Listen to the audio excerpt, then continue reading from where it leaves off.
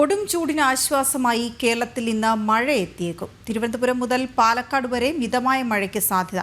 ഒറ്റപ്പെട്ടയിടങ്ങളിൽ ഇടിമിന്നലോടുകൂടിയ മഴയ്ക്കും സാധ്യതയുണ്ട്. കേരളത്തിൽ വേനലിന് സമാനമായി ചൂട് കനക്കുമെന്ന മുന്നറിയിപ്പുകൾക്കിടെയാണ് ആശ്വാസമായി മഴയെത്തുന്നത്. വടക്കൻ കേരളത്തിൽ താപനില ഉയരുമ്പോൾ തെക്കൻ മധ്യ കേരളത്തിൽ ഒറ്റപ്പെട്ടയിടങ്ങളിൽ ഇടിമിന്നലോടെ മഴയ്ക്കുള്ള സാധ്യതയാണ് പ്രവചിക്കപ്പെടുന്നത്.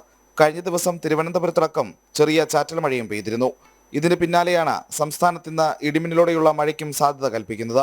തിരുവനന്തപുരം മുതൽ പാലക്കാട് വരെയാണ് മഴയ്ക്കുള്ള സാധ്യത. ഈ ജില്ലകളിൽ നിലവിൽ ഗ്രീൻ അലർട്ട് ആണെങ്കിലും ചെറിയ മഴയെങ്കിലും പെയ്തേക്കുമെന്നാണ് കണക്കുകൂട്ടൽ.